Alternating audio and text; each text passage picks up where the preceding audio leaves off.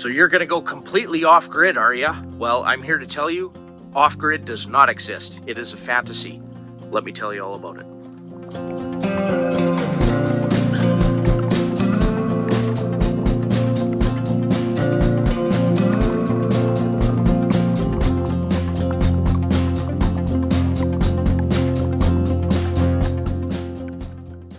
Off the grid. What does that mean?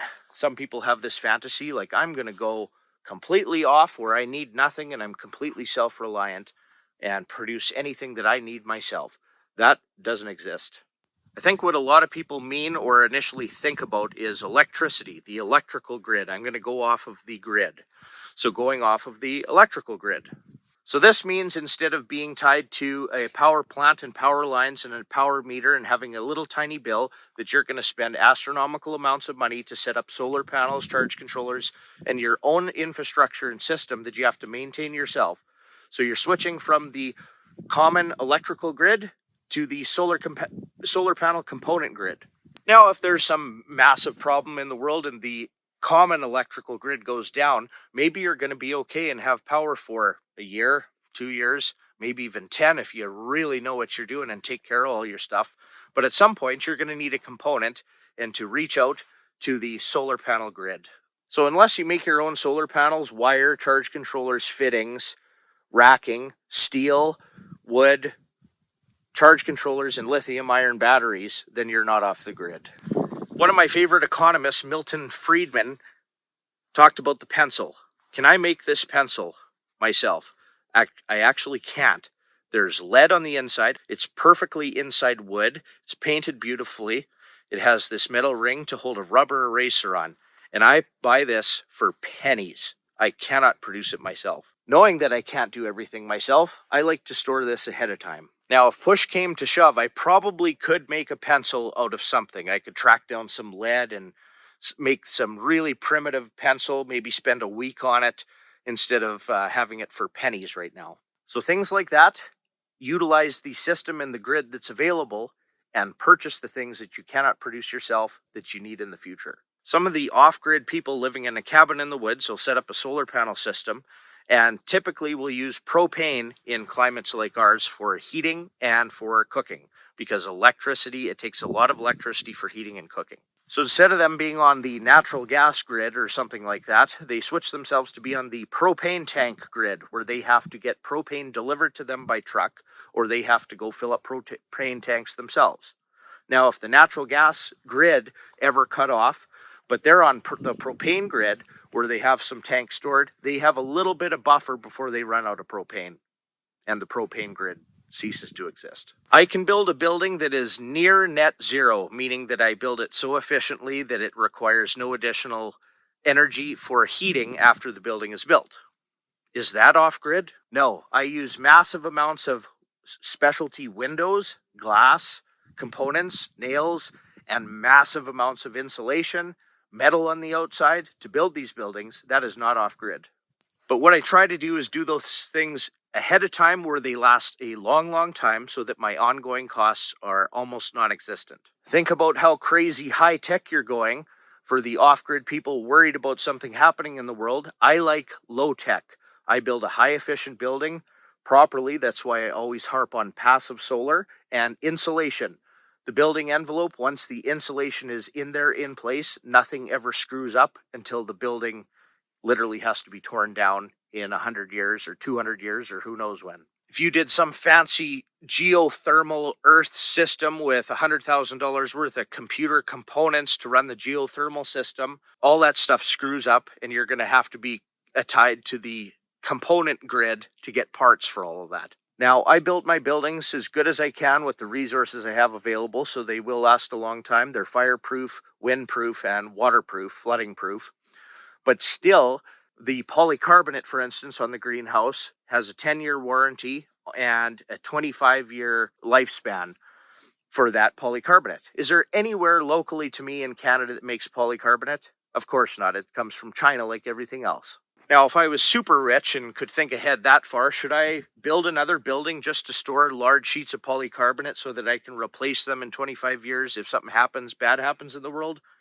No, at that point, it's essentially If things get that bad, which they're not, I'm not that big of a doomer.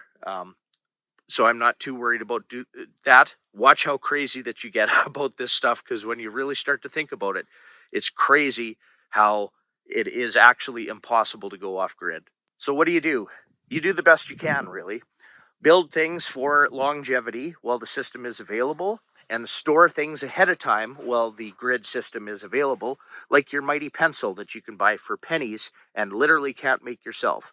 Just one of the little niches we do is our Copia freeze-dried smoothies, tropical fruit that I can't feasibly grow here, and it's got a 25-year best before date. So I store that for ourselves and our customers because I know I can't produce that just like the mighty pencil. How about a bag of rice? Are you going to produce an 18-kilogram bag of rice for $20 yourself? No, you're not. Rice will last 100 years if you store it properly. Put some rice away. Now, it's great to store food, but not all food lasts super extended time frame like wheat, berries, rice, and freeze-dried food. So you do have to produce food on an ongoing basis. So establish yourself some good garden soil, get yourself some good seed potatoes, learn how to grow them, learn how to harvest them, learn how to store them for the winter, enough for you to eat and enough for you to plant the next year. That's something that you can do that's cheap, and after setup, off grid, unless something bad happens and you lose all your potatoes one year or something like that and have no seed potatoes. Livestock. I choose livestock that's mostly grass-fed for a reason. I got into it's pastured livestock and then hayland, and I got haying equipment, and I'm not getting into grain farming. Lots of people that start homesteading or going off-grid will start with laying hens to get some eggs. That's great, but where we live, especially, where chickens can't go forage for bugs for 7 months of the year, the chickens need quite a bit of grain, and I don't produce grain. So what you can do is store a bunch of grain so that you can have those chickens and have eggs on an ongoing basis as long as you have the grain, or just hope that the grain grid never goes down and you can still purchase chicken feed. Lots of people do meat birds, and unless you're a grain farmer or have access to really cheap feed, that's what meat birds eat. So what I did is experimented with meat rabbits. Because I'm producing hay, I can literally pasture rabbits with a good enough fencing system and feed them just a good quality hay, so I don't have a feed cost for that. This is another reason why I chose goats, and we're trying Kune pigs. Kunis are 95% grass-fed if you have a good grass and good hay, and the rest is just a little bit of fermented oats. But am I going to start farming oats? No time soon anyways. So I'm attached to the oat grid. Well, even grass feeding them, Dean, where you live, look it, there's not much grass for them to eat. They need some hay bales. They need grass baled up for winter feed. So I attached myself to the old baler grid and picked up a couple old balers, an old swather, an old tractor, an old hay rake, and I can make my own bales. For literally less than $100 in diesel a year, I can get all the feed that I need. But now I'm attached to the baler component and old tractor component grid. So I need oil and oil filters, tine pickups, and baler twine, and I'm attached to that grid. Am I going to start pumping my own oil, get an oil rig out here, bring it up and refine it into diesel fuel so that I can get $100 worth of diesel fuel so that I can make feed for my goats? No, unfortunately. There will always be grid and trading and barter and a free market available and things. So you do what you can, do it ahead of time while the system and the grid is available. I like to build my buildings as good as I can with the capabilities and resources I have. I'm not made of money and I do things myself, but my buildings will last a long time. So I don't need too many replacements for a long time. So what it gives me is a nice buffer. One of the coolest things I was thinking about, though, I'm digging my big pond out there. So that's just a big hole, and a big hole that's big enough that it makes its own ecosystem.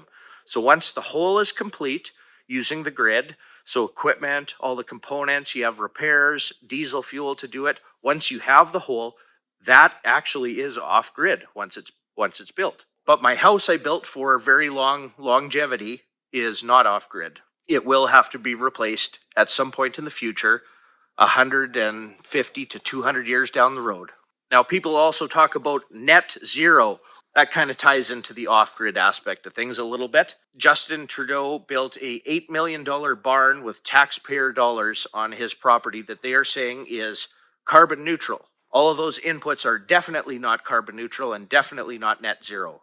It's the same when I build buildings. Do I use hand tools? No. Well, it's available. I use power tools and I get it done fast and better. Am I off-grid? No. I can build you a net zero house that has no ongoing heat, or a net zero building that has no heating requirements once it's built, but that required a lot of insulation from the insulation grid, a lot of metal siding from the metal grid, a lot of windows from the window grid, because I'm not going to make myself insulation and start an insulation factory. I'm not going to make myself a window factory. I buy those things ahead of time to give me a good buffer. But those are the reasonings that I want you to work through in your mind, that off-grid does not exist. There's a million examples. I could argue. If you have more, let me know in the comments. I like doing this exercise. I know what I'm capable of. I like being as self-sufficient as I possibly can. But like Milton Friedman said, I literally cannot produce the pencil. I buy that ahead of time from the pencil grid. Thanks for watching. We'll catch you next time. Don't forget to like and subscribe.